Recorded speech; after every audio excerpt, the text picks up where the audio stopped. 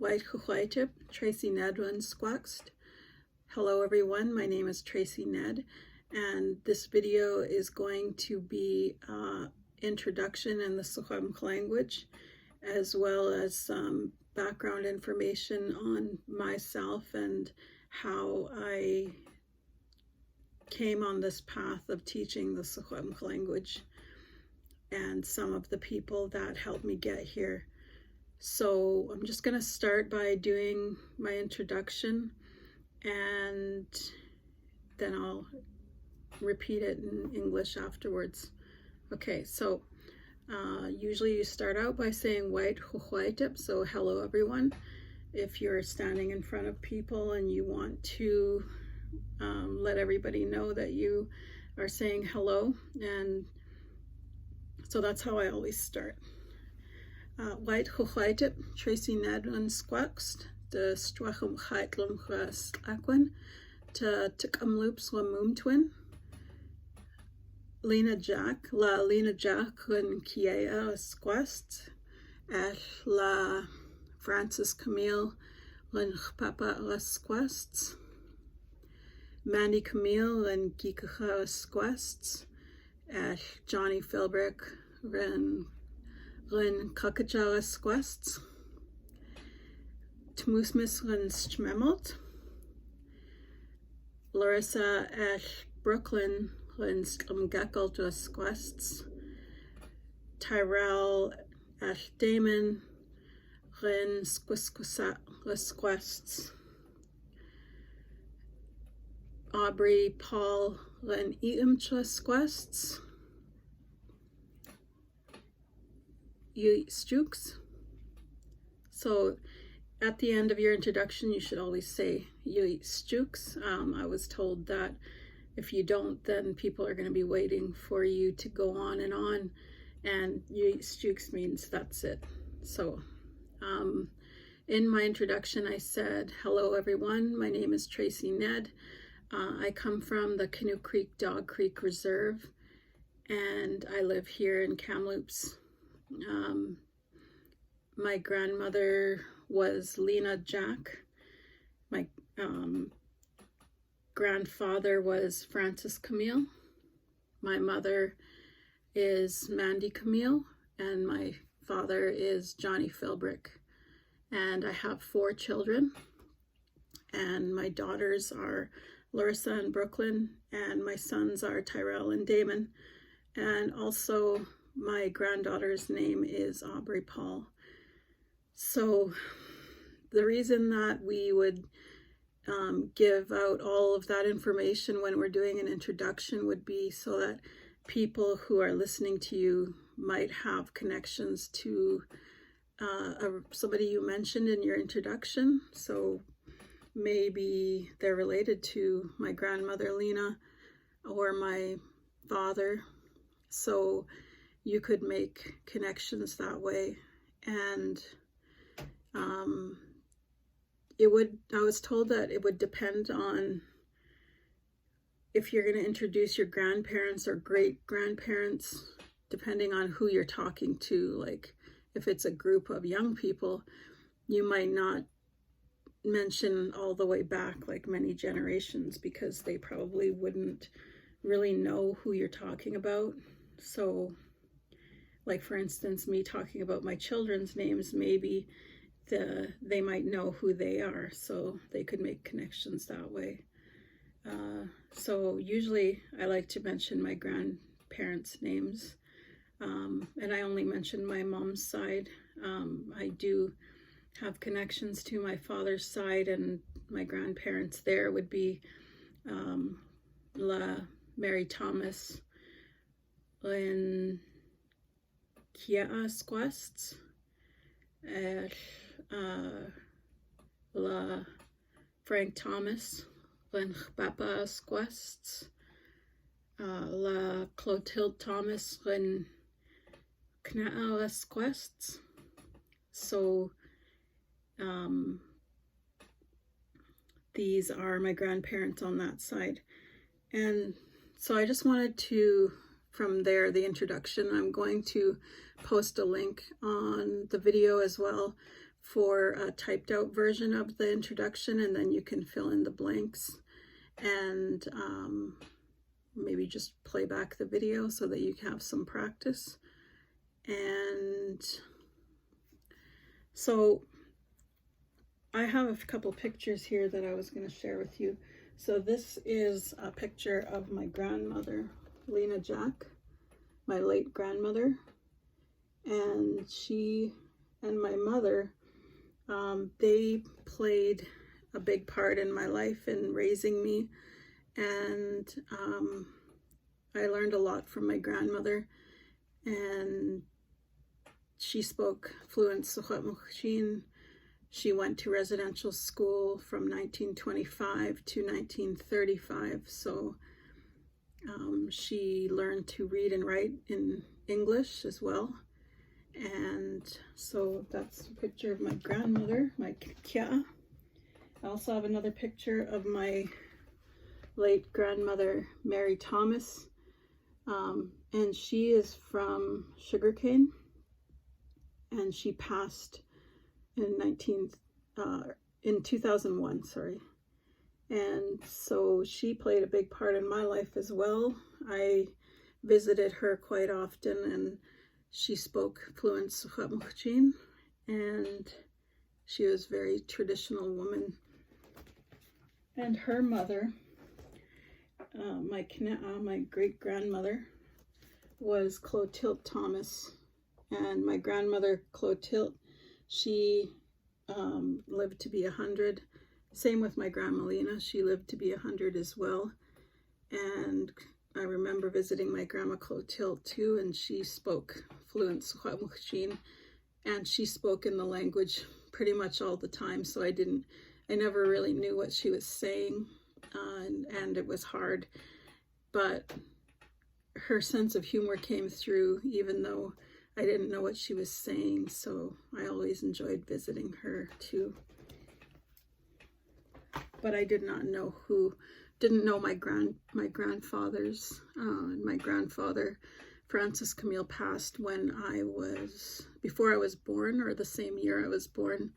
So yeah, I have a lot of strong women in my family who've raised me, and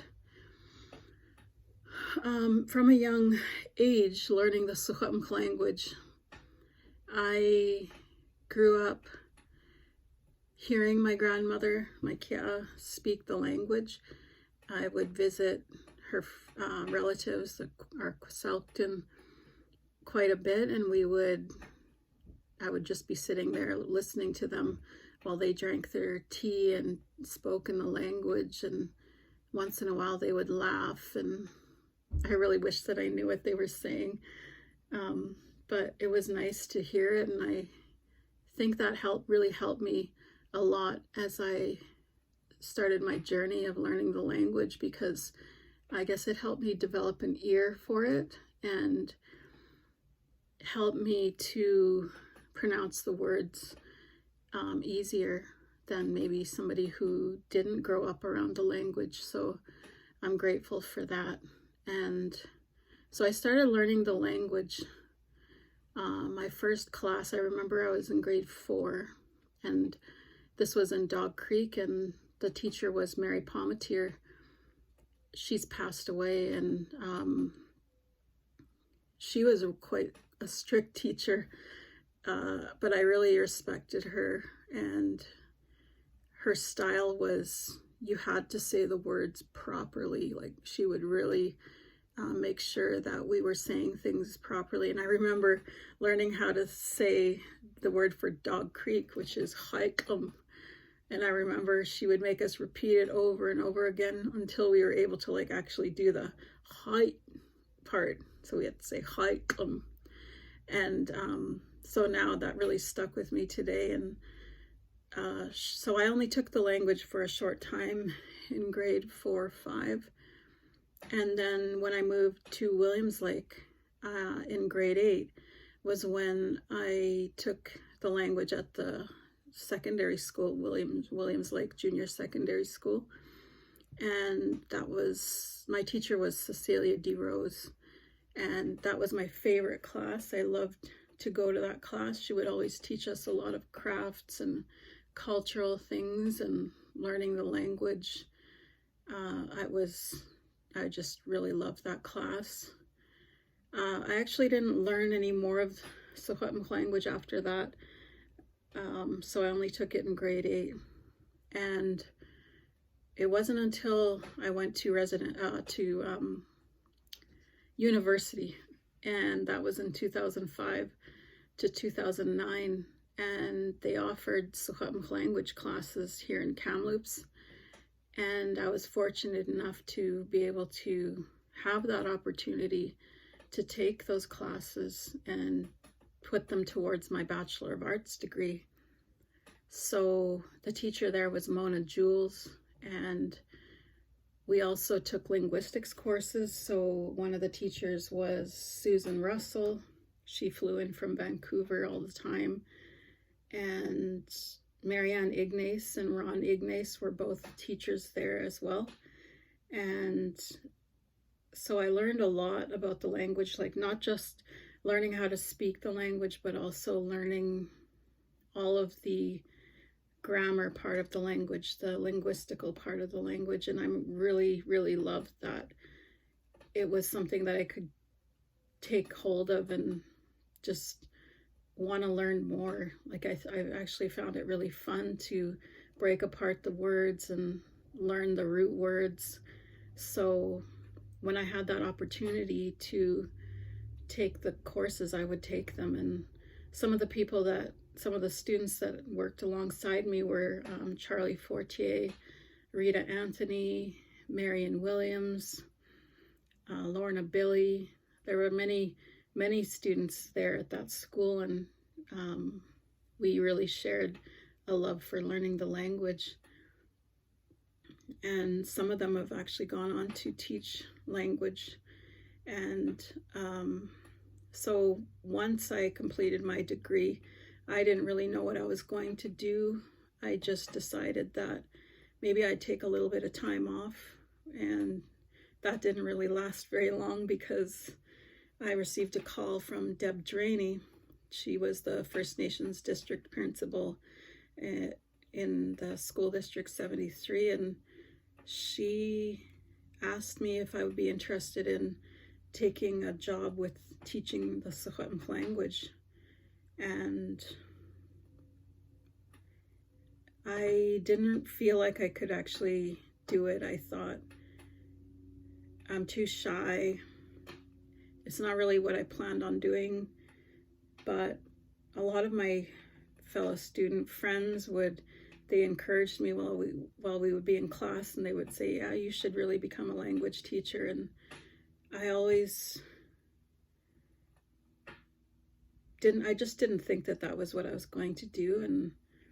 But I'm really grateful that they encouraged me, and Deb Draney, she helped me and encouraged me, and she told me that I would need to get a First Nations language certificate in order to teach in the district. So the way to get one of those was to do a language lesson in front of the language committee, which was a group of fluent speakers. And I remember going there that day, and I felt really nervous, and I developed this little language plan and this lesson, and I even had these little cards with teaching how to do reduplication in the language. And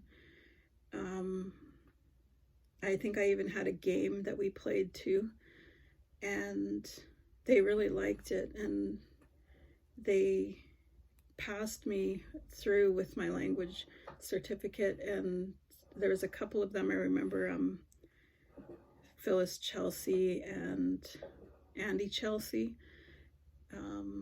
who were a couple of the people that were there. And now Ivy Chelsea, their daughter, she's actually teaching here in the school district as well. And I got to know her. And but after I got my language certificate, I began working for the school district in about 2010, I think it was. And I was teaching in the high school just once, maybe twice a month. It was really like just on a TOC kind of thing, just teaching. Whenever somebody needed to take a day off, they would call me in.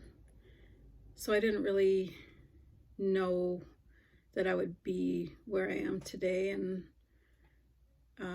eventually I got more hours, and I worked in Chase, the secondary school there. I also worked at Brock Middle School, and now I am at Valley View Secondary, South Cam Secondary, and Marion Schilling Elementary School. So I travel between two of the schools, and then I've been with this job this is my 3rd year, and I really enjoyed working with the students, and they have a lot to teach me as well, and they encourage me in my job, and it's really a good feeling to know that I'm offering something back, that like the Secwepemc language that I wasn't born with it and wasn't able to speak it fluently. I still can't speak it fluently, but I feel like even just a little bit helps me to feel like I'm giving back something, and that my path is being guided by my grandparents and my ancestors. And I don't feel like I could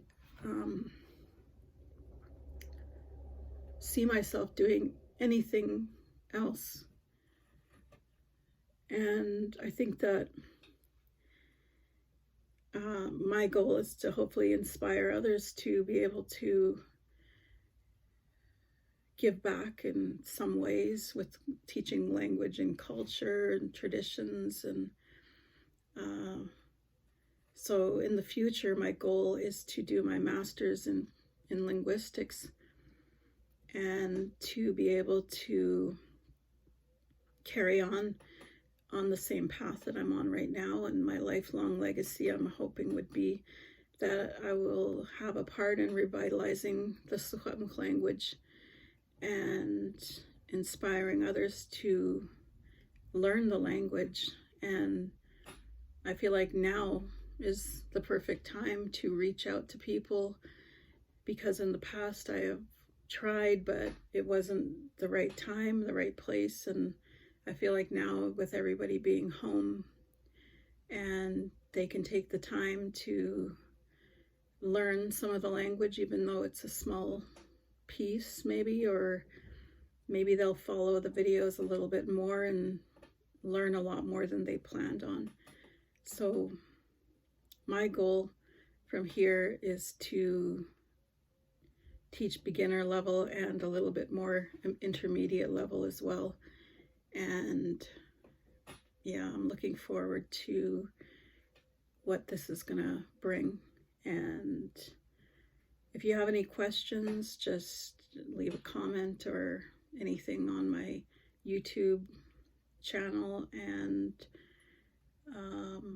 xexwe.